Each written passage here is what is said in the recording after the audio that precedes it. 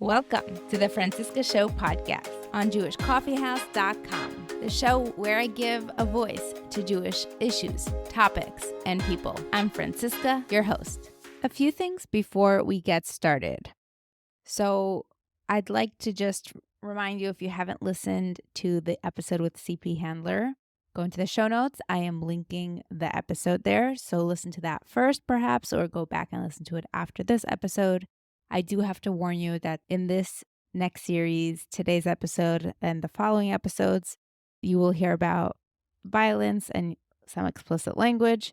So trigger warning. Next, if you do enjoy this podcast, please share this podcast with your friends and community. This is how you help grow this show. If you are new here, welcome. And I'd like you to know that we have a WhatsApp group where you could join and participate in the conversation. And of course, I love hearing from you. Thank you so much for all your feedback.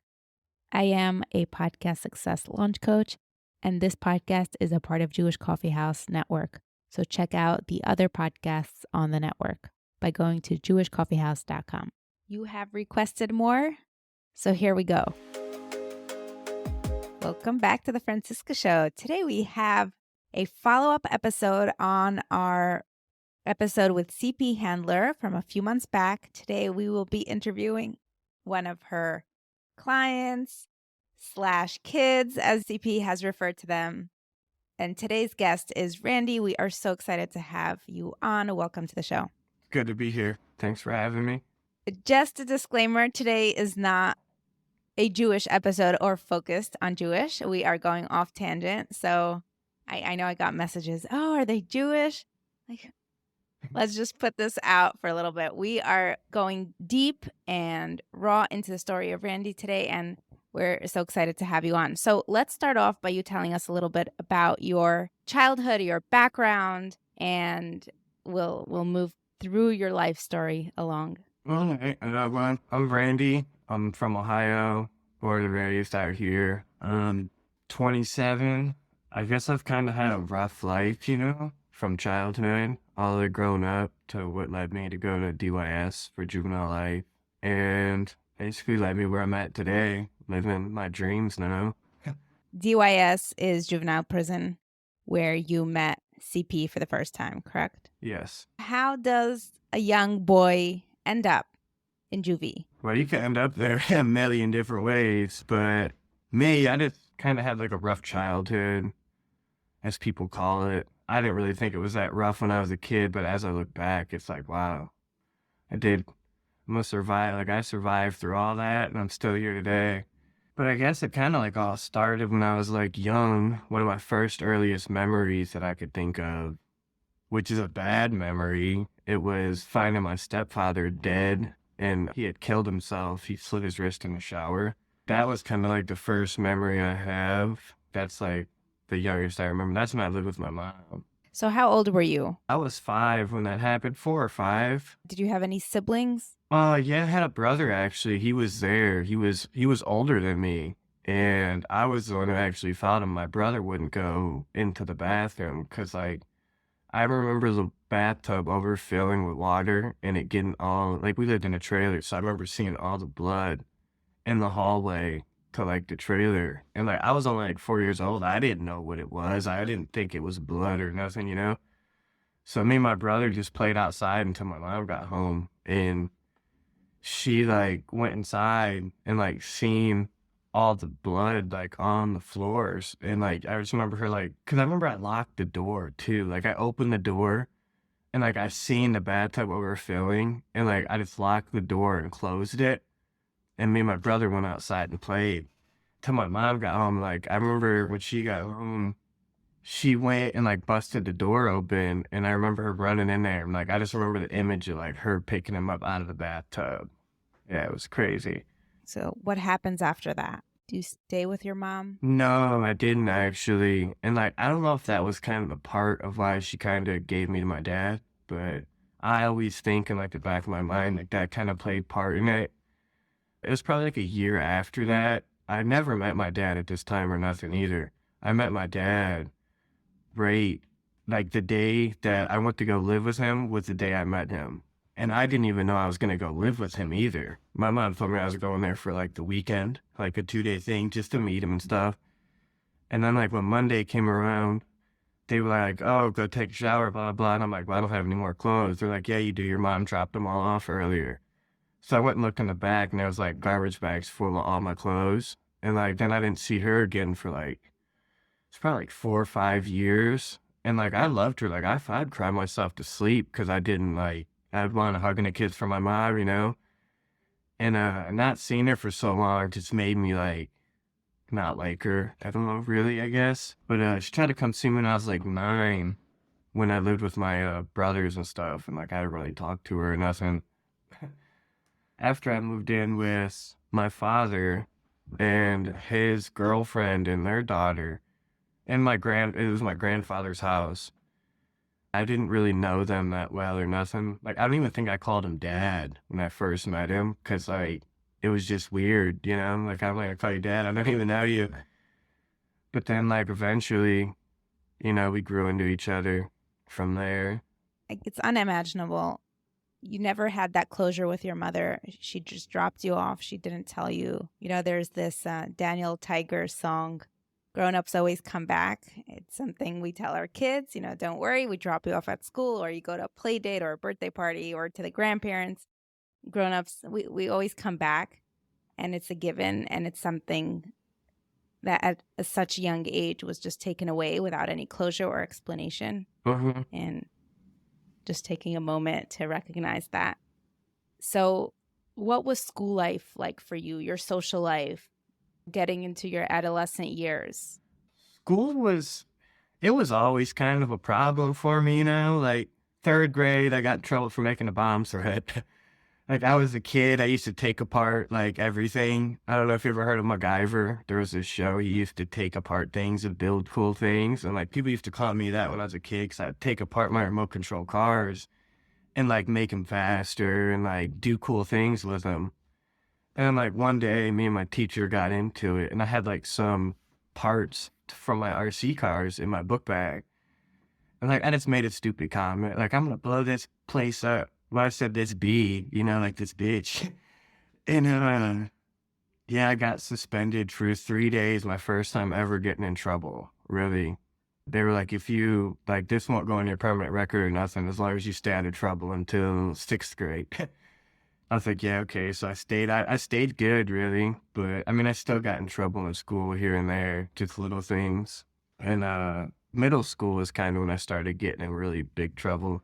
I got caught with weed. I got expelled from school. Do you have friends? Oh yeah, I was kind of popular, you know. I mean, I had, well, what I thought were friends, I guess, but they really weren't, you know. How so? A lot of my friends that I grew up with, they snitched on me, and that's kind of how I went to jail, because I didn't get really caught like with really anything except like some burglaries, but they all wrote statements and stuff, and those were people I went to high school with, you know. Were they involved with you, and then when they got caught, they threw you under the bus? Yeah, yeah. How did that start out? How did you get into robbing people, and why did you start it? It started when I was probably like 14, 15.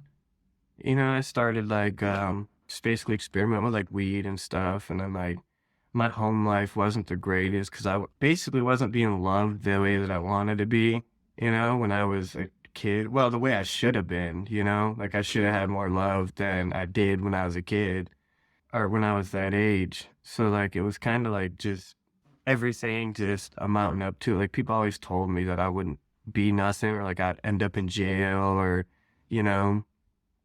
And so basically I just thought that's what I had to be. Like that's just, I thought that's what my life was gonna be. It kind of started like when I was, yeah, about 13 or 14 is when I started getting into like really big trouble. My first charge, I stole a dirt bike, just out walking around one night. I seen a dirt bike and I took it.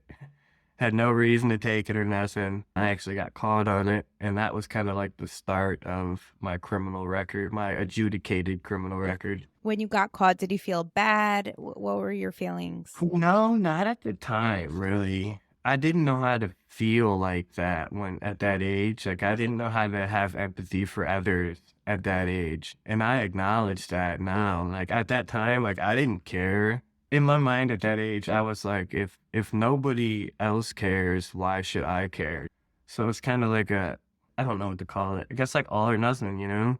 But yeah, I really didn't feel bad for it. Like I felt bad that I got caught.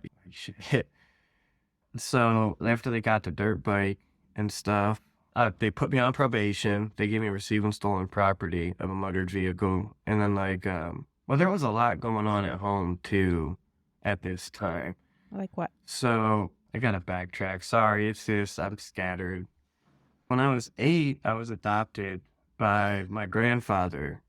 And it was all like just kind of like a money scheme, kind of like adopted kids. They get a check every month. So my dad and my grandpa came up with this plan, like you adopt him and we'll get a check for him every month, you know? So I basically just became like a money child. Whoever I live with gets a check for $1,000, $1,200, whatever it was. Like I really don't know how much. It was something like that. But like my grandpa always did take good care of me. I can vouch for that. He wasn't there that much, you know? How did he take good care of you and not be there that much? Well, because he supplied, like he got all the food. He always made sure I had food. And like I remember one year, like he bought me like anything I wanted for Christmas, he would get me it. Like one year I wanted a PS2. He like came and picked me up from my aunt's house and took me to go buy a brand new thing, you know? So he took care of your physical needs. Yeah, yeah. What was your relationship like with him? We were really close because he was like kind of the only person I've had. Like me and him got like really close, and he wasn't as bad as my dad. My dad was kind of abusive too. Like he'd slap me around and stuff. And my grandpa, he wasn't like that. He was just like old time, like old school. Like he'll whip your ass, you know. He wouldn't hit you, but he would like bend you over his knee and whip you with like a belt, you know. My dad, he would like hit you in the head and stuff like that. So yeah, I got adopted when I was 8, and then I became like a money child. And then like when I was about 11 or 12, this is when the family broke up, and this is kind of when everything kind of just turned. So like my dad and my brother got in this big old fight about a cell phone bill or something. I don't know. And like it was bad. My brother like ripped my dad's teeth out, and like this is right in front of me. Like me and my stepsister watched it all happen. My stepsister was getting ready to stab my brother in like the back because he was beating the crap out of my dad. And I remember like holding her back, like, nah, dad deserved this one because he smacked him with like an ashtray or something. It was like a wild fight. The police came, like my dad ended up going to jail. My brother went to the hospital because he needed stitches, but that's what like broke up the family. And then like my grandfather like made it to where like I couldn't see my dad no more. And Jason, he was young. This is my brother. He was turned into my guardian now, you know, since my grandpa's always on the road. Dad's not in the house no more. It's only me and Jason there now. Like everybody's gone except us two. I was getting into trouble and stuff. Just not being able to see my dad. I was getting mad and stuff. So like I would go out and kind of rebel. Just sneaking out, getting in trouble by the police. And then finally my grandpa moved me to my aunt's house when I was about 12. And I stayed out there for about a year. She kicked me out because my grandfather gave one of her dogs away. So she had kicked me out, and then I moved back at like 14, 15, back in with Jason. So it's me, Jason, and my grandpa back in the house. Jason didn't really care what I did. You know, he's young. He's 20. He was younger than I am now. Like with a little brother, like I wouldn't have cared what you were doing either, you know? So like I had a lot of freedom, and that's kind of like what kind of was bad too, me having all that freedom to get in trouble. Back to the trouble you were getting into, what eventually got you to Juvie? Yeah, I got the RSVP of the dirt bike, the receiving stolen property. For that, I was on probation. And my first time ever getting locked up, I think it was like 3 days, maybe a week. They locked me up for violating probation, like I skipped school or something. So then I went in, and then I got out, and I was out for like a couple weeks. Did something else, I forget. Probably I failed a drug test maybe or something, or like I skipped like a thing. I don't really remember. But then they locked me up for 2 weeks. And they're like, your third time's not going to be, 2 weeks. So the third time, they locked me up for 90 days. I remember on my 90th day, I either had to get released that day or go to court. And I was like, oh, I'm getting out. Nope. They came and picked me up and took me to a group home for 6 months. And then I got out of there and I was doing really good then. Like I was on top of my stuff. Like I was getting good grades at school. They have this thing at our school. It's like a pioneer of the month, like the most improved kid. And like I got that. I had good grades. And then like one day I didn't come home straight after school. And my grandfather, he got mad about it. And like at this time he's older. Like he can't really drive truck that much now because he had gangrene on his feet. So like he doesn't drive truck anymore. He sits at home. And he's the one really watching me. But I didn't come home. Later on that day when I did come home, we got in a big fight, and I remember he broke a cane over my head, like a wooden like walking cane. So I remember I took the other half of the cane and I ran to my aunt's house, and I was like, I'm not going back. Like I'm not going to school or nothing, because like I thought I was on probation, but I wasn't on probation anymore. They didn't tell me I wasn't on probation. So that's kind of why like I ran away and I didn't come back, because like, oh yeah, if I go back, I'm definitely going back to jail. Because I'm not going to school. So I was already off probation, and I didn't know this until I actually caught my new charges. And so after I ran away and stuff, like I'm thinking I'm going to go back to jail, and I'm like, no, I'm not going to go back. Like, forget that, you know? So I was kind of on the run. Well, I thought I was still on the run, which I really wasn't. So it's kind of like the all or nothing thinking again. It was like, okay, I'm already going back to jail. Like, it doesn't even matter what I do now. And really, I didn't really have to do anything. I could have just went home, and like my grandpa would have took me back in, you know, he probably would have. But, you know, you got to eat when you don't have any money, and you got to figure out ways to get money. And like, I'm only 15. I can't really get a job. I could have probably like fast food, but nobody wants to do that, you know. I just remember the first robbery that I ever did. We got like $3,000. Well, I got $3,000. And from there, it was just like easy money, you know? I was just like, wow, that was so easy. Like I put forth some minimal effort. Can you describe what it means to rob someone? Do you surveil them beforehand, or was it spontaneous? It was weird. Like it was a lot different times. Like back then, like people weren't like all gun ho happy, and like it wasn't as it is. It's like thinking about it now, like, I don't even know how I used to do that. And like when I used to rob people, we like knock on their door and see if they were home. And if they were, we would offer to like cut their grass or something, you know? So like we're going to make money like regardless, kind of. And some people said, yeah, please cut our grass. Yeah, and give me money. like we've had people do that, and like we would come back and cut their grass, you know? Or we wouldn't, you know, if it was too far away, depending on where we're at. And then like, yeah, like it's I don't know how I used to do that. Like we would knock on the door, and if nobody was there, like we would find a way to get into the house and like take what we could, you know? Did you fight over who gets to keep what? Well, no, like, because at the first one I did, it was like 6 or 7 people, and I just came just to be there. And then like I ended up going in the house too, and I ended up finding $3,000. And I feel so bad. Damn, I'm such an asshole. But yeah, like after that first time, it was just like, okay, that's how I can get money and eat. And you know, I'm partying a lot too, because like I'm not going to school, I'm not doing nothing with my life, not doing anything productive. Yeah, I got just robbing houses, and I got caught with a couple guns. I have 4 felony 30s and 2 felony 2s and like 11 misdemeanors. I only did that just because I needed money and like food and places to sleep, you know? Like people aren't going to let you eat and stay at their place for free. You got to put forth something, you got to bring something to the table, you know? When you get to Juvie, what are your feelings about the world? Oh man, I knew, cause like as a juvenile, like being in a detention center, you hear all this stuff about juvenile prison, you know, and then like you hear all this stuff outside of it as a kid, like, oh, you better not go to juvenile prison, like, oh, Big Bubba will get you, blah, blah, blah. Like you hear all these things, and like when you're pulling up to those gates, cause the detention home is completely different than juvenile prison. Like, juvenile prison is literally, there's a gate wrapped around the whole thing. Our detention home didn't have that. It was just a building, and you had like a little gate outside. Like, pulling up to those gates, I'm the only person coming in, and like, it was the day after Thanksgiving. And I'll never forget that, because I was the only person that was on intake unit, and this is like the Supermax 23-1 in Circleville. They actually closed that institution down now.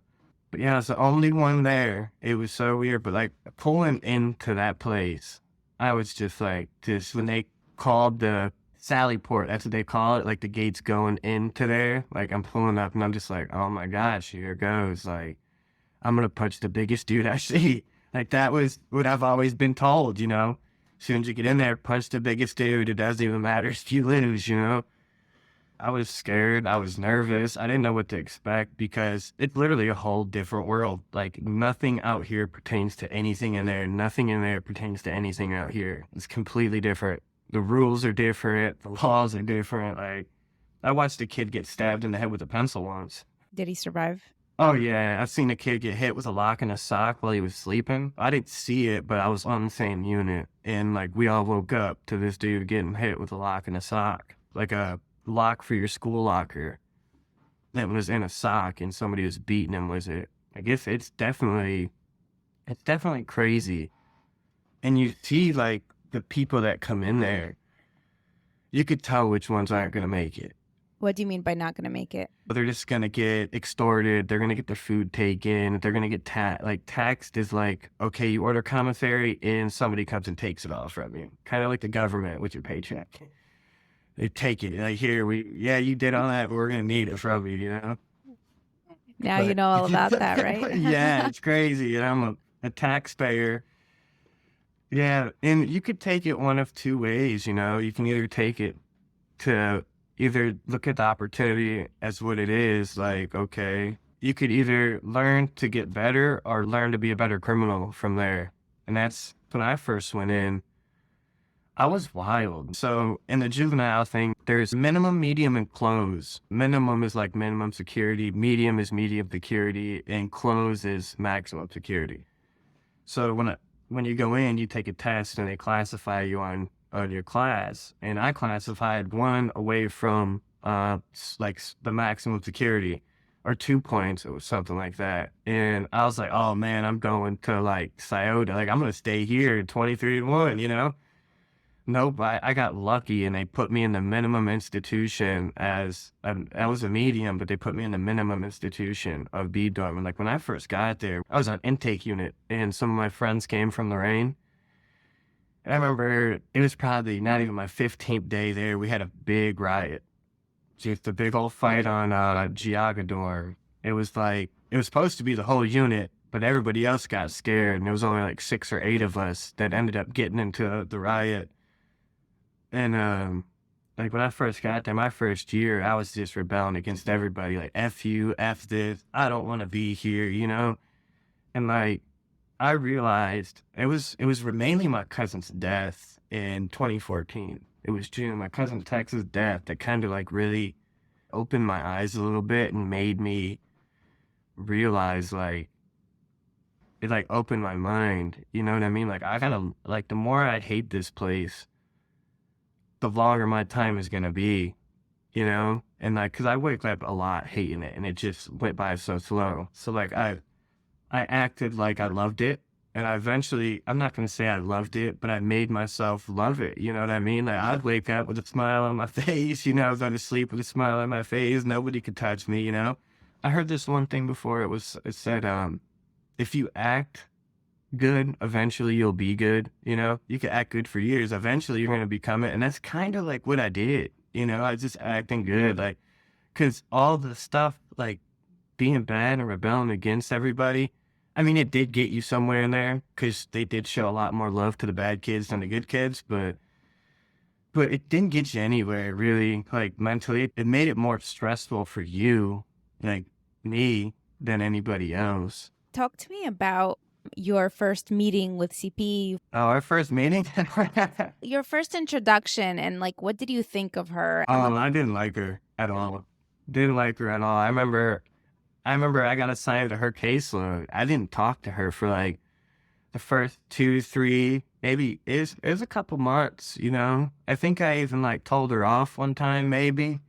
I don't really remember, but I know we did have a rocky start. But eventually we started talking, and then, like, we ended up becoming, like, good, like, I don't know what to call it. I don't know, I guess friends, you know?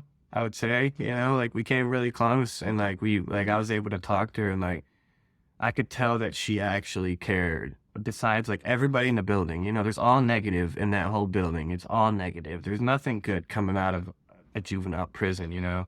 But, like, I could just, I don't know, like, her vibe, and just, you could tell that she really cared about these kids in this building. And when nobody else did, like, not even her own parents cared, you know? And I'm an example. Like, I could vouch for that. Like, she cared for me even when I didn't care about myself. Was that a big factor? It was like, how can she possibly care, so you couldn't trust it?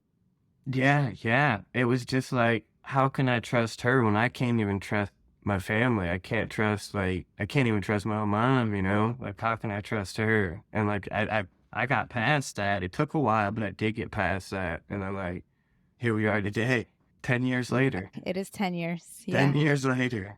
We're right around Thanksgiving. Tell me about a pivotal moment in your work with CP, if you're comfortable sharing. She basically, like, described to me, like a life different than the life I was living. Because what I was doing it felt like that's all I ever known was, like, to rebel and stuff.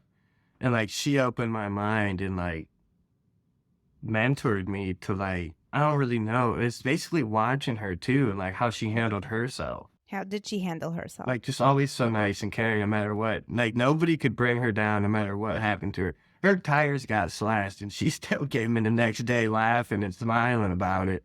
And I had another person in there too, Dr. Williams. Like, she was a good person too. Like, her smile would brighten up a whole room. And it was just like, how do I get to be like that? I'm not going to get it going down this road. Like, I have to try something different, you know? But a pivotal moment would be like, I can't really think of one. I know there's a bunch, but, like, I just can't think right now. Tell me about the relationships you've made in prison. Were any of them real? Oh, yeah, some of the the relationships in there you'll never match. Like, I mean, not with the staff or not, but, like, the brotherhood and the relationship that I had with a lot of those kids in there, like, I've never had that again with nobody else. And that sucks, you know? But I'm thankful I did have those, because those helped me out a lot too. Like, those kids in there, like, they don't have nobody. You're with them 24 hours a day, 7 days a week. And they become like your brothers, like, literally like your brothers. It's like living with your family, you know? Like, we read each other's letters. We show each other pictures and stuff like that. But, like, those relationships, you won't match nothing like that, just because, like, the kids in there, like, it's all of you know what I mean? Like, the youth have to stick together, like, they have that certain kind of bond, you know? And then, like, the staff, they stick together. Were you ever abused or mistreated by anyone, but staff particularly? I wasn't no, I was well known. Like, everybody knew me there because I had the longest time there, you know? One of the longest times there, except when Emilio came. Emilio came and blew me out of the water. But, no, like, I mean, I did, like, a lot of staff didn't like me because I kind of had more power. I'm not going to say power, but I had more leeway than they did, because, like, I would cook food for the superintendent meetings. Like, I worked down in the front office. I was, like, at the beginning of privileges. Yeah, I had a lot of privileges. Like, privileges nobody in that institution will ever see again. Like, I threw the first pitch at an Indians game in this prison. It was crazy. Like, and they don't ever do this again. Like, they actually made me a photo album when I left. It was weird, the craziest thing. Talk to me about what it was like leaving and restarting your life. Scary. I was scared. I was definitely nervous, because my parents, my father and my grandfather, they came up frequently and came and see me in there. And they were making bets on me. They were like, you won't make it 6 months. You won't make it 6 months, blah, blah, blah. And I'm like, all right. And that's kind of like, I held that up too. But a main thing that helped me getting out of jail was not going back to the same environment that put me in jail. So I moved in with my brother, Jason. Thank God that he let me move back in with him, because if I had to move back in with my grandpa, I'd probably be back in jail right now, honestly. And CP helped you make those choices? She actually helped me make those decisions, because I was even telling her, like, I don't know where I'm going to go when I get out, you know? Like, I don't know what I'm going to do. I don't know where I'm going to stay at. Like, I love my grandfather, but I don't want to stay in that environment, you know? And she was like, what about your brother? And I was like, nah, he wouldn't let me do it, you know? Like, he wouldn't. We went back and forth about it a couple times, and you're like, just ask him, you know? And then, like, I ended up asking him, and he's like, yeah, like, he actually thought about it. And he's like, yeah, dude, like, I'm cool with that, you know what I mean? Because after I asked him, like, we didn't really have a relationship. He didn't come and see me that much in jail. But, like, once we started talking and stuff, and, like, he started coming up and seeing me, is when I asked him. And he was just like, yeah, dude, like, I don't have a problem with that. So you got a job? Yeah. I worked in jail. I did drywall in there, and for $1.75 an hour, that sucked. I put in so much drywall in that place. Now, like, being out and looking back, all that labor they got off of me, that was like $100,000 job I did there. And they paid me about $400. Yeah, like, getting out, I was really nervous. I was scared, even just because I know all my friends are going to hit me up to want to hang out. I've been away for 3.5 years. Like, everybody's hitting me up. So when I first got out, I didn't do nothing for about 2 months. I didn't do nothing. I sat in the house and my brother's like, dude, you got to get out the house, go do something. And the first place I went, I walked to the library, and I just checked out some books, went back home. I had a flip phone. I remember I got out and I bought a flip phone, because I didn't even know how to use, like, a smartphone. Like, I didn't know how to sign into Facebook. I didn't even know how to work, like, anything. I'm just like, man, technology was so crazy and so different from when I went in. It blew my mind. Yeah, then I finally landed a job at Taco Bell, and that was fun. Not really. Was it hard getting, or the process of getting a job with a record? No, because I was juvenile, so it was adjudicated. So places that do background checks can't see juvenile records. So that was cool too. Even I had an SYO attached to my thing. So an SYO is a serious youth offender. That's like a repeat offender. That's like, okay, this is your life. Like, you get in a fight in jail, you could go to adult. You know what I mean? You can go to adult prison. And I was testing the limits with that too. I got in a bunch of fights, and I did a bunch of things to where they could have bonded me over, but they didn't, thankfully. Yeah, I got out, but they set me up too, like Terry Florence. Mad respect for him. Miss that dude too. He helped me out, man. He took me off campus to go get, like, my driver's license. I remember he took me off shop to go to Kohl's to go get a whole suit. Like, I spent like $400 of my commissary money, because he could pull the money off my books and spend it on things. So, like, when he found out I had a court date, because my time was mandatory. I had 4 years to my 21st birthday, whichever came first. And of course, my 21st birthday came before that, I'm pretty sure. And then, like, with that, you really can't get like an early, I guess, because it's like, or you think you can, but it's something weird. It's like a 21 staff, I think, or something. I forget. It's something weird. Tell me about Terry Florence. When he found out, like, when the whole institution, I found out I got a court date, he was just like, we got to get you off campus. He's like, I'm making sure you're getting out, because I'm just dead weight. Like, I exercised everything I could in there. Like, I did cooking classes, I did drywall, I did everything I could. And so Terry, like, he was a really cool guy. I'd sit there and talk to him for hours too. But yeah, he took me off campus, bought me a suit, shoes. And I, like, remember we're getting ready to leave, and he's like, oh, we got to get you a watch. We got to go get you a watch. We went and bought a watch. And then, like, when I went to court, I had like 5 people come with me. Flo was there. I remember he stood up and spoke. And like, if it wasn't for those people coming to court with me, I'd have never got out that day. The judge even said, she's like, I called you in here today to basically tell you to stop writing for your early. But she's like, you brought 5 people with you that are vouching for you. They're like, you're just dead weight. Anything else, like, him sitting in here is hurting him more than it's going to help him out. And she was like, I can't release you today because you have to serve at least 1 day of your last year And I don't even know how she did that because it was concurrent. I don't know how she did it, but she did it. She sentenced me back to the detention home for that one day. And then Friday, I got released from the detention home of doing like 3 years. Did you do anything special to make all these people show up for you and vouch for you? They call it special, but I guess it would be special. I just call it giving thanks to them, you know? Like, I owe it to those people, you know? Because I just did what I had to do, you know? I was a good kid. I changed. I guess they call it rehabilitated. And it was them that really helped me. And, like, I didn't want to let them down, too, because that's kind of what kept me out so long, too, is, like, when I get in those ruts of, like, thinking, like, oh, F this, F that, I just think of, like, the people I would hurt. Even if, like, they're different today, you know, it still doesn't change my outlook on who that person was at that time. And, like, I feel like I'd still let you down if I messed up, you know? Before we move on to your life now, and I definitely want to go a little bit into that, is there something you can share? Because I know on our next episode with Emilio, who comes from the gang life, and you did not come from that. What was that like being not in the gangs and having to live or have relationships with people who are? Was it intimidating? Did you feel insufficient? First went to DYS.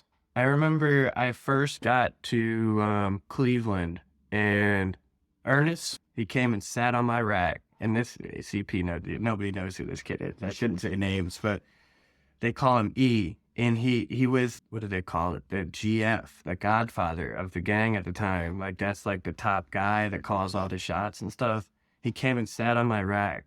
And I'm only here for like an hour or two. Like, it's nighttime. Everybody's getting ready for bed. I just got here. And he was like, hey, I know what you're in here for. He's like, you want to get down, O down, or something else. It was like some kind of slang that they use. And that's like, are you going to join the gang? Are you going to pay the gang?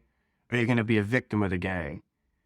And I was like, I'm not going to be none of those. I'm fucking solid. I was like, you can do what you got to do, you know what I mean? But just know I'm not giving up nothing. I'm not doing none of that. And nothing ever happened, you know what I mean? I felt like he really respected it because after the riot, because like the riot was a couple days after that. After that, they really never like tried to press me or nothing because they just kind of knew who I was. And like, I wasn't gonna go down for none of that stuff.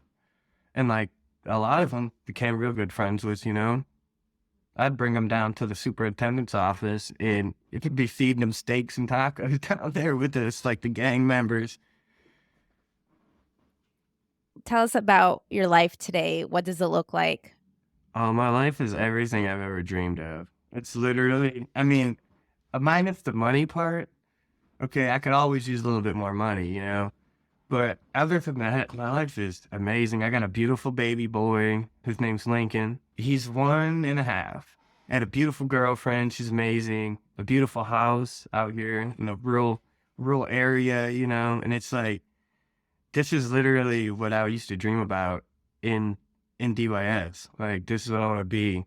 I wanted to be that neighbor that, like, when they came over to my house for a cookout or something, and, like, I told them, like, yeah, I was in prison for 4 years. They'd be like, what the hell? Well, for what, you know? And, like, that's what I am today, you know? Some people I tell them, like, what? Like, you did 4 years? Like, you do not seem like that type.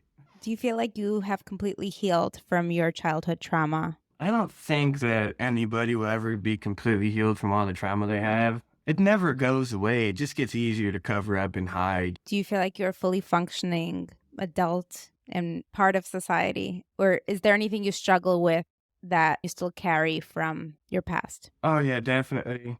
I do. I struggle a lot, you know, especially not having any parents because I just lost my father recently. So, and then I don't talk to my mom anymore. So, like, I don't really have, like, the family. And then, like, me having a kid, I didn't have any childhood pictures to even compare, like, pictures of me when I was a baby to my kid, you know? Like, the youngest picture I have of me, I think I'm 5, maybe 6. And it's, like, a blurry, like, you know, but like, you could tell it's me because my looks haven't changed.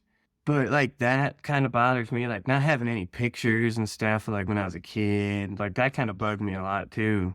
Does anything come up for you now that you're raising a child? Are you being more mindful? Yeah, it does. Like, even me having, like, my son, okay, like, I think about that a lot, too. It's like, I think about, like, how can somebody, I don't know, I think about my mom too, like, how can you have a child out there you know nothing about, you know? Like, I compare that to my child, like, I can't go a day without seeing my dude and, like, making him laugh or something, you know? And, like, I don't feel like that's ever gonna change, ever. A lot of your unresolved or resolved, Yeah. stories with your childhood comes up because Mhm. now you're seeing the perspective Yeah. of the parent and you're reliving his childhood with your childhood or Yeah. comparing it. Yeah, exactly. And it's just like, my parents taught me how not to raise a kid. My son, he's so happy. He's a little butthead sometimes, but he's a boy, you know? So before we wrap up, I still have one question. Have you ever hurt anyone, either intentionally or unintentionally, that you had to work through or resolve? Oh, yeah. Yeah, definitely. What's your biggest regret? I've been asked that a bunch, and I don't really regret anything in my life. And the only reason why I don't regret anything is because if I regret it, I'm gonna think about it more than often than I should when I just want to forget about it, probably. So I wish things didn't happen in the ways that they did, but I don't regret them. Like, I'm sorry that they happened like that. I'm sorry it took that way for me to figure it out, like going down that road. But if it wasn't for that happening, I wouldn't be here or nothing. But the one thing that I could have, like, and I don't want to say regret, but I wish I could have changed was probably just being more closer to my grandfather, really. I guess my original question was any victims that you feel most regret Oh, about? yeah, I feel bad for all of them, you know? Like, man, there was so many. Yeah, there was quite a few. And, like, I do feel bad, but I was just young and dumb, and I wasn't even thinking at all. If there's anything you'd like to say, CP's listening to this conversation right now. If there's anything you'd like to tell her that I'm sure you've told her everything under the Yeah, sun already, but if you yeah. can make a moment out of this conversation right now and express what she's been or what she has done for you to help you have the life today that you dreamed of when you were in DYS, what would a few sentences that come to mind to you be? That I really appreciate it and that I wouldn't mess it up for anything. I'm gonna keep going strong till the day I die. CP, is there anything you'd like to add to the conversation? It's crazy that it's been 10 years, right? Like, that's a very I huge know, number, right? yeah, I met you. You were 16. Yeah, I was about to turn 17. Yeah, it's crazy that it's been 10 years. I think that you know this, that, like, the best gratitude that you can show is living your best life and paying it forward, spreading your inner healing to everybody around you, and then ultimately, like, as widespread as you can and as people are interested in. I always tell you it's an honor. And when you FaceTime me with Lincoln's birthday party, right, when he turned 1, like, any way that I am still involved in your life and able to provide support to you, to Kayla, to Lincoln, it's just an honor. Like, it's really the fight that you had when I met you and the fight that you have today, it was always going to live within you. Comes along with an adult brain, which there's a lot to say to that. I also think it comes along with a lot of healing and effort on your part. It's an inspiration and it's beautiful. And listening to you and your comments and your responses and your observations from, like, a trauma lens, it's absolutely mind-boggling that you've created the life you always dreamed of. Yeah, and I mean, there's still a lot, and like, you know, CP, there's still a lot more, but that's just like a lot of key things in my life, you know, that like I kind of think about, like I remember, you know, like the key memories, core memories, you know. Yeah. But now you've caught up. All adults have stuff, Yeah, and we're all working on ourselves. yeah, every day. I'd like to thank you both so much for doing this conversation. It's such an honor to be facilitating this 10-year anniversary reunion Yeah. and deep dive into a short version of your life story. Your story was brought up and described in our first episode together, and then CP kept referring to you as her kid and Yeah, yeah. that she loves you. And I, first of all, you know, you're adults now and she keeps calling you kids. And Yeah. I was trying to understand what she's talking about. I have had students before Yeah. and they're kids, but they're not my kids. And it hit me after having this conversation that there's so much more, the care and the love and that you've built together. Yeah. It's beautiful to see, and it's inspiring to Awesome. celebrate life transformation. You were that little vulnerable boy, and CP found you, and it was that first bubble of positivity you've experienced in your life, it seems like. And it feels like we're witnessing a miracle story, and Yeah. it's so beautiful. When I first met her, it was bad though. It wasn't like that at first. It took a couple months. Yeah, people listening and people who are in treatment and people who've gone through trauma, like, I think that's a good thing to remember, that in the beginning sometimes it's more painful and more fears will come up. And when you plunge through it and you have the courage to stay in treatment like Randy did, then you can really actively create miracles in your healing process and then in your life. Thank you so much, CP. Thank you, Randy. You're welcome. That was awesome. Thanks for having me. I really appreciate it. Thank you for listening until the end. If you are not subscribed to the show, or if you are not following the show on your podcast app, make sure to do so you don't miss a notification. Check out the backlog of this podcast, as well as the other podcasts on the Jewish Coffee House Network. If you need help with your podcast, or if you know anyone who needs help with their podcast, please do refer them to me. This is how you help support the show. If you enjoyed it, please share it with a friend or family member. Keep talking about it. Participate in the WhatsApp group conversation. And stay tuned for the follow-up episodes with Emilio in the next few weeks. In the meantime, if you are celebrating Thanksgiving, have a beautiful weekend. If not, have a beautiful week as well. See you next week.